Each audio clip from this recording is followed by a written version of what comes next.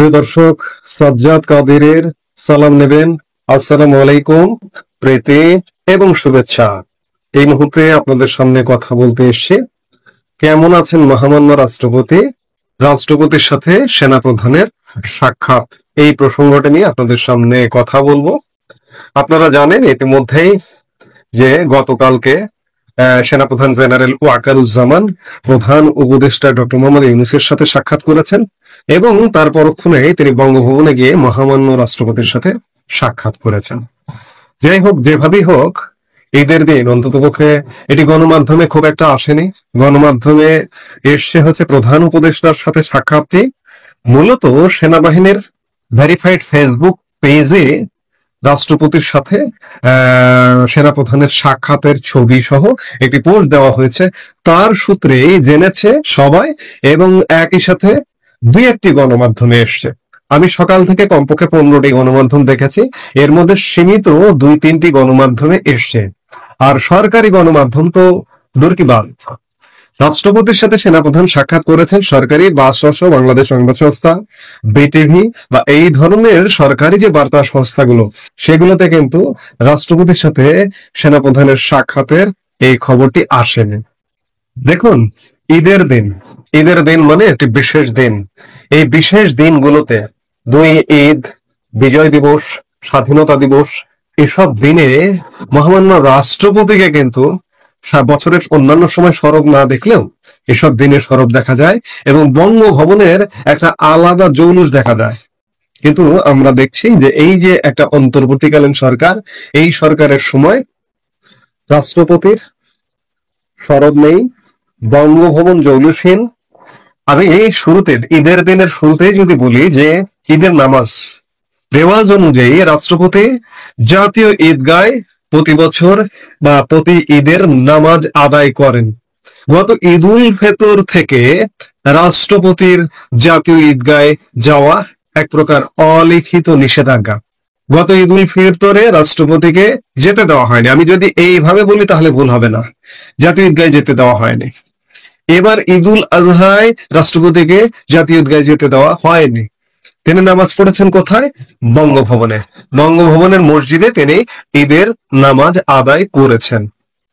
আমি যেটি বলছিলাম যে বিশেষ দিনে একটা আলাদা জৌলুস থাকে। এই যে আমি যে কয়েকটা দিনের কথা বললাম, বিজয় দিবস, স্বাধীনতা দিবস, ঈদ, এই ঈদকে কেন্দ্র করে বঙ্গভবনে একটা সংবর্ধনার আয়োজন হয় প্রতি বছর। এখানে প্রায় কমপক্ষে 1,500 মানুষকে আমন্ত্রণ জানানো হয় রাষ্ট্রপতির সাথে শুভেচ্ছা বিনিময় করবার জন্য। দেশের বিশিষ্ট নাগরিক, সাংবাদিক, বুদ্ধিজীবী, সাহিত্যিক, বিভিন্ন শ্রেণী পেশার দেশের বিশিষ্ট জনদের, এবং সব মিলিয়ে প্রায় 2,000-এর উপর লোক সমাগম হয় বঙ্গভবনের এই সংবর্ধনায়।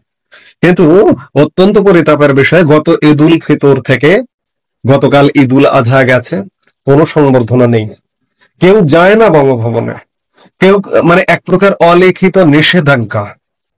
সেনাপ্রধান গেছেন, সেনাপ্রধান বা 3 বাহিনী প্রধান গত ঈদ উল ফিতরেও রাষ্ট্রপতির সাথে সাক্ষাৎ করেছিলেন, গতকালকেও সাক্ষাৎ করেছেন। আমি বলতে চাই, সেনাপ্রধান বাংলাদেশের দায়িত্ব নিয়েছেন 5 আগস্ট সময়কালে, তিনি দায়িত্ব নিয়েছিলেন, আমি দায়িত্ব নিচ্ছি, তার উচ্চারণটি বারবার সামনে এসে যায়। আমি সেনাপ্রধান ছাড়া এই মুহূর্তে কাউকে বলতে পারি না, কারণ অন্যান্য যে বডি আছে, বিশেষ করে বর্তমান যে সরকারটি, সেই সরকারটি আসলে বৈধ নয়, আমার দৃষ্টিতে বৈধ নয়, আইনের দৃষ্টিতেও বৈধ নয়। এই যে সরকারটি গড়ে উঠেছে সুপ্রিম কোর্টের একটি রেফারেন্সের ভিত্তিতে, সেই রেফারেন্সের শুরুতে যে বাক্যটি বলা হয়েছে যে দেশের বর্তমান উদ্ভূত পরিস্থিতিতে যেহেতু প্রধানমন্ত্রী পদত্যাগ করেছেন, এইটি দিয়ে শুরু করা হয়েছে রেফারেন্সের। সুপ্রিম কোর্টের যে একটা ভুয়া রেফারেন্স ব্যবহার করেছে, প্রধানমন্ত্রী পদত্যাগ করেছেন, এই শুরুর বাক্যটি মিথ্যা, কারণ প্রধানমন্ত্রীর পদত্যাগের কোন রকম চিহ্ন কোথাও পাওয়া যায়নি। একটা মিথ্যা দিয়ে এই সরকারটি গঠিত হয়েছে। আমি সেনাপ্রধানের কাছে প্রশ্ন করতে চাই যে মহামান্য রাষ্ট্রপতি, আপনি, আপনার দায়িত্ব নেওয়া বাংলাদেশের রাষ্ট্রপতি কেমন আছে? আপনি রাষ্ট্রপতির সাথে সদ্ভাব রাখছেন, সাক্ষাৎ করছেন, কিন্তু রাষ্ট্রপতিকে, আপনার দায়িত্ব নেওয়া বাংলাদেশে আপনি রাষ্ট্রপতিকে কেমন রেখেছেন? রাষ্ট্রপতি বাংলাদেশের একটা স্বাধীনতা, সার্বভৌমত্ব বা পুরো রাষ্ট্রের প্রতীক, রাষ্ট্র ব্যবস্থার প্রতীক। এই দেশ, এই বাংলাদেশ রাষ্ট্রপতির নামে পরিচালিত হয়।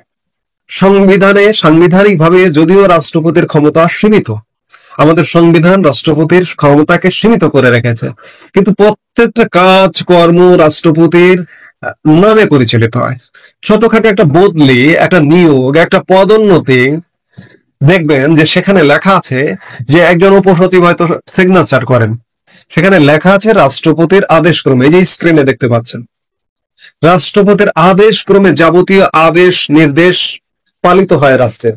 সেই রাষ্ট্রপতি, সেই সার্বভৌমত্বের প্রতীক রাষ্ট্রপতিকে এক প্রকার গৃহবন্দী করে রাখা হয়েছে।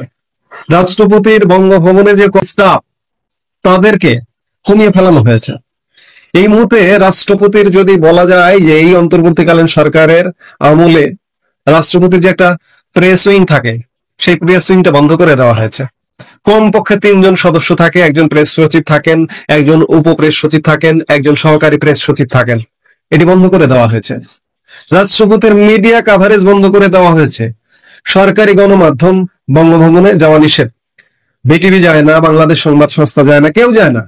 এমনকি প্রাইভেট গণমাধ্যমেও এক প্রকার রাষ্ট্রপতির কোন সংবাদ প্রকাশ করা নিষেধ। রাষ্ট্রপতি ঈদুল আজহা উপলক্ষে একটি বাণী দিয়েছেন। এই বাণীটি আপনি কটা গণমাধ্যমে দেখেছেন? গণমাধ্যম তো দূরের কথা, সরকারি গণমাধ্যমেও দেখেননি। অথচ সরকার রাষ্ট্রপতির নামে গণমাধ্যমও পরিচালিত হয়। শুধু তাই নয়, বঙ্গভবনের অভ্যন্তরীণ বিষয় যে বঙ্গভবনের ওয়েবসাইটেও রাষ্ট্রপতির বাণীগুলো নিয়মিত আপলোড করা হতো। গত ফেব্রুয়ারি মাসের পরে বঙ্গভবনে মহামান্য রাষ্ট্রপতির আর কোনো বাণী বঙ্গভবনের ওয়েবসাইটে খুঁজে পাবেন না। দেখুন, রাষ্ট্রের রাষ্ট্রাচার বা রাষ্ট্রের রেওয়াজ হচ্ছে সরকার প্রধান বা প্রধানমন্ত্রী বিদেশ সফর করে এলে রাষ্ট্রপতির সাথে সাক্ষাৎ করেন। আপনি এই যে বর্তমানে যে একজন ভারপ্রাপ্ত সরকার প্রধান আছেন, প্রধানমন্ত্রীর স্থলে, প্রধানমন্ত্রীর প্যারালালে যে প্রধান উপদেষ্টা ডক্টর মোহাম্মদ ইউনূস, তিনি বিগত 10 মাসে রেকর্ড বিদেশ সফর করেছেন। এই রেকর্ড বিদেশ সফর করে রেকর্ড 10টি বিদেশ সফর করেছেন। সারা পৃথিবীতে হয়তো এটি রেকর্ড হবে। এবং এই যে আগামীকালকে তিনি 11তম সফরে যাচ্ছেন, ইউকেতে, লন্ডনে যাচ্ছেন। এই 10টি সফর করে এসে রাষ্ট্রপতির সাথে একটি বার সাক্ষাৎ করেননি, অর্থাৎ রাষ্ট্রের যে রেওয়াজ, সেই রেওয়াজটি ডক্টর মোহাম্মদ ইউনূস ভঙ্গ করেছেন। অথচ ডক্টর মোহাম্মদ ইউনূস গত বছরের 8 অগাস্ট মহামান্য রাষ্ট্রপতির কাছেই শপথ নিয়ে এসেছেন। সেই শপথ নিয়ে আসা প্রধান উপদেষ্টা, অবৈধ প্রধান উপদেষ্টা, আইন বহির্ভূত প্রধান উপদেষ্টা মহামান্য রাষ্ট্রপতিকে মানেন না। অন্যদিকে এই মহামান্য রাষ্ট্রপতির কাছে একের পর এক সরকারের তরফ থেকে অধ্যাদেশে সাইন করবার জন্য পাঠানো হয়। এ যাবৎ কমপক্ষে প্রায় শখানেক বা শতাধিক হবে, এই মুহূর্তে শতাধিক পেরিয়ে গেছে, অধ্যাদেশ জারি করে নেওয়া হয়েছে। আইনের দিক দিয়ে রাষ্ট্রপতির কাছে আমি আশ্রয় নিচ্ছি, রাষ্ট্রপতির কাছে শপথ নিচ্ছি, রাষ্ট্রপতির কাছ থেকে অধ্যাদেশ জারি করে নিচ্ছি, অথচ আমি রাষ্ট্রপতিকে মানছি না। প্রধান উপদেষ্টার রাষ্ট্রপতির সাথে এক প্রকার মুখ দেখা দেখিও বন্ধ। আপনারা দেখেছেন যে বিগত বিজয় দিবস, স্বাধীনতা দিবস কিংবা 21শে ফেব্রুয়ারি যে গেল, এই সর্বশেষ, সেগুলোতে পুষ্পমাল্য অর্পণ বেদিতে, শহীদ বেদিতে কিংবা জাতীয় স্মৃতিসৌধে আমরা বিগত সময়ে দেখেছি, রাজনৈতিক সরকার যখন ছিল, আওয়ামী লীগ সরকার, বিএনপি সরকার, রাষ্ট্রপতি এবং প্রধানমন্ত্রী পাশাপাশি দাঁড়িয়ে থাকেন, একজন দেন আরেকজন ফিরে আসেন। কিন্তু ডক্টর মোহাম্মদ ইউনূস যেটি করেছেন, রাষ্ট্রপতি পুষ্পমাল্য অর্পণ করেন, করে উনি চলে যাবার পরে কয়েক মিনিট পরে, 5 মিনিট 10 মিনিট পরে প্রধান উপদেষ্টা ডক্টর মোহাম্মদ ইউনূস তিনি পুষ্পমাল্য অর্পণ করেন। অর্থাৎ এভাবে নানাভাবে রাষ্ট্রপতিকে এক প্রকার অবমাননা করা হচ্ছে। এবং শুধু তাই নয়, রাষ্ট্রপতিকে যদি বলেন যে এই মুহূর্তে বঙ্গভবন বন্দী, গৃহবন্দী, সেটু ভুল হবে না। তাকে বাইরে কোথাও যেতে দেওয়া হয় না, তিনি বাইরে কোথাও যেতে পারেন না, তার কোনো সংবাদ, তার কোনো কথা, তার কোনো বক্তব্য বাইরে প্রকাশ হয় না। আমি খানিক আগে যেটি বললাম, অর্থাৎ বঙ্গভবন অবরুদ্ধ। আর বঙ্গভবন অবরুদ্ধ মানে বাংলাদেশ অবরুদ্ধ, কারণ বঙ্গভবনের নামে, মহামান্য রাষ্ট্রপতির নামে বাংলাদেশ পরিচালিত হয়। সেই পরিচালনা এখন হচ্ছে না, যদিও রাষ্ট্রপতির নামে পরিচালিত হচ্ছে। এখনো আপনি এটি এটি করতে হবে, এটি হচ্ছে নিয়ম যে বাংলাদেশে যা কিছু রাষ্ট্রীয় আদেশ, রাষ্ট্রীয় নির্দেশ পালিত হয় রাষ্ট্রপতির আদেশ ক্রমে। কিন্তু এই আদেশ ক্রমে, যার আদেশ ক্রমে তাকে এক প্রকার অবরুদ্ধ, এক প্রকার বন্দি করে রাখা হয়েছে। এজন্যই আমি বলছি যে সেনাপ্রধান জেনারেল ওয়াকারুজ্জামান ঈদের দিন মহামান্য রাষ্ট্রপতির সাথে সাক্ষাৎ করেছেন, অত্যন্ত সাধুবাদ, অত্যন্ত ইতিবাচক। কিন্তু তিনি মহামান্য রাষ্ট্রপতিকে কেমন রেখেছেন? আমি তো ডক্টর মোহাম্মদ ইউনূসকে জিজ্ঞেস করব না, ডক্টর মোহাম্মদ ইউনূস আমার সরকার নয়, আমি এই সরকারকে মানি না। আমি সেনাপ্রধান, সেনাপ্রধান আইনের অধীনে, সংবিধানের অধীনে, চাকরি বিধির অধীনে, বাংলাদেশের প্রচলিত চাকরি বিধির অধীনে 2018 সালের সর্বশেষ আপডেটেড চাকরি বিধির অধীনে সেনাপ্রধান নিয়োজিত, এবং দেশের ক্রান্তিকালে গত 5 অগাস্ট তিনি হাল ধরেছিলেন। হাল ধরে ডক্টর মোহাম্মদ ইউনূসের সরকারটি গঠন করে দিয়েছেন তবু আমি এই সরকারকে অবৈধ বলছি, এই সরকারকে আমি মানি না। এজন্য আমি জিজ্ঞেস করতে চাই সেনাপ্রধান জেনারেল ওয়াকারুজ্জামান, আপনার দায়িত্ব নেওয়া দেশে আপনি একজন কাকে দায়িত্ব দিয়েছেন? আপনি যদি নিজে দায়িত্ব নিতেন তাহলে মনে হয় এ ধরনের ঘটনাগুলো ঘটতো না। কিন্তু আপনার দায়িত্ব নেওয়া দেশে যে রাষ্ট্রপ্রধান, এমনকি আপনার বাহিনীর, আপনার 3 বাহিনীর, সশস্ত্র বাহিনীর সর্বাধিনায়ক মহামান্য রাষ্ট্রপতি, আপনার নিয়োগটিও হয়েছে রাষ্ট্রপতির আদেশ ক্রমে, আপনি সেই মহামান্য রাষ্ট্রপতিকে কিভাবে রেখেছেন? আমার প্রশ্ন।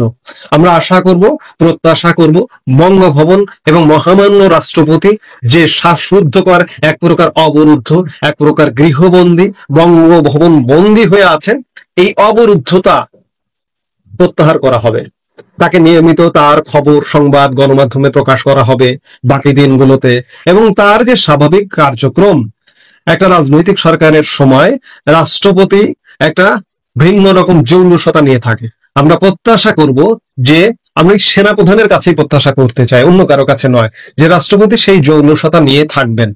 কারণ এই মুহূর্তে রাষ্ট্রপতির সত্যিকার অর্থে দায়িত্ব পালন করা সবচেয়ে বিব্রতকর অবস্থার মধ্যে, এবং সবচেয়ে বিব্রতকর অবস্থার মধ্য দিয়ে তিনি দায়িত্ব পালন করছেন। এবং তাকে বিব্রতকর অবস্থায় কিভাবে ফেলানো হয়েছে, এই যে বর্তমান যে অন্তর্বর্তীকালীন সরকার বা এই সরকারের যে সাঙ্গপাঙ্গরা আছেন, তারা কিন্তু খোয়াব দেখেছিলেন, খোয়াব নামায় এটি দেখেছিলেন যে তারা রাষ্ট্রপতিকে অপসারণ করবেন। রাষ্ট্রপতিকে যে মুহূর্তে তারা অপসারণ করতে পারেননি, সেই মুহূর্তে এক প্রকার তারপর থেকে একে একে রাষ্ট্রপতিকে অবরুদ্ধ করা, রাষ্ট্রপতির মিডিয়া কাভারেজ বন্ধ করা, এবং নানা রকম যত রকম নিয়ন্ত্রণ আরোপ আছে, যত রকম অসহযোগিতা আছে, সেগুলো করা শুরু করেছেন, এবং সেগুলো এখন ডক্টর মোহাম্মদ ইউনূসের ধর্ম এবং কর্ম নিয়ে বেশ বিতর্ক হচ্ছে। তিনি কি ইসলাম ধর্মে এখনো পর্যন্ত আছেন? তিনি কি এই ধর্ম ত্যাগ করেছেন? আর যদি ত্যাগ করে থাকেন তাহলে তার অবস্থান কি? তিনি কি মুরদাদ, নাকি মুসলিম, নাকি খ্রিস্টান? এই বিষয়গুলো নিয়ে সবেমাত্র আলোচনা শুরু হয়েছে, এবং এই আলোচনা থামবে না। এর কারণ হলো আমাদের দেশের যে মানুষ, আমাদের যে স্বাভাবিক চরিত্র, আমরা যে কোনো নেতিবাচক বিষয় নিয়ে আনন্দ উল্লাস এবং গল্পগুজব আমরা করতে পছন্দ করি, এবং আমাদের মধ্যে অন্যের যে ত্রুটি ধরা এবং অন্যকে বনসাই বানানো, বড় একটা বটবৃক্ষকে ছোট বানানোর যে প্রবৃত্তি, এইরকম চরিত্র আমার জানা মতে অন্য কোনো জাতিগোষ্ঠীর মধ্যে নেই। তো সেই দিক থেকে আমরা ধর্ম নিয়ে, সংস্কার নিয়ে, কুসংস্কার নিয়ে, বংশ নিয়ে, মর্যাদা নিয়ে, চেহারা নিয়ে, চরিত্র নিয়ে প্রায় সবসময় ব্যঙ্গ করে থাকি, এবং এটা আমাদের অস্থিমজ্জার সঙ্গে মিশে রয়েছে। তো সেই দিক থেকে ডক্টর মোহাম্মদ ইউনূস এখন যেহেতু রাজনীতির ময়দানে এসেছেন, এখন তিনি কেবলমাত্র একজন নোবেল পুরস্কার প্রাপ্ত বা নোবেল লরিয়েট নন, তিনি রাজনীতির একজন খেলোয়াড়।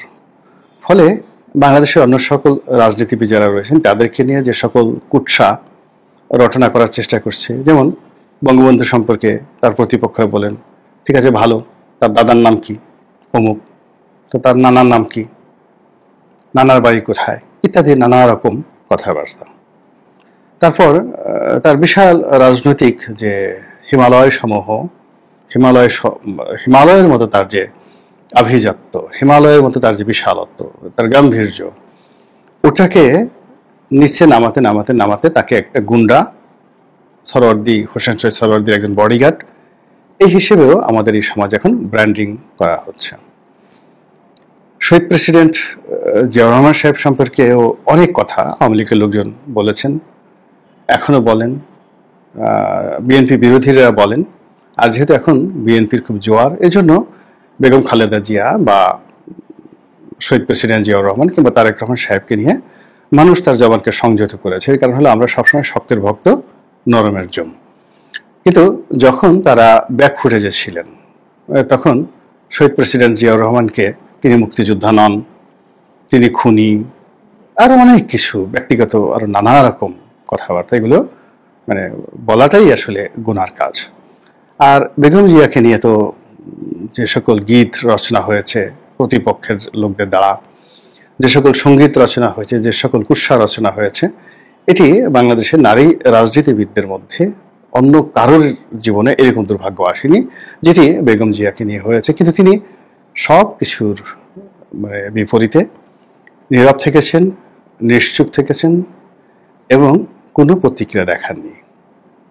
একইভাবে তারেক রহমান সাহেব সম্পর্কে এখনো কোনো বদনাম নেই, 2001 থেকে আজ অবধি এহেন কোনো বদনাম নেই তার বিরুদ্ধে করা হয়নি, এখনো করা হচ্ছে।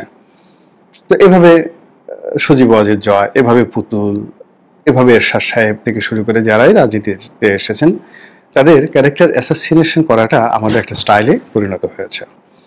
তো সেই স্টাইল থেকে তো ডক্টর মোহাম্মদ ইউনূস বাদ যাবেন না, এটাই স্বাভাবিক।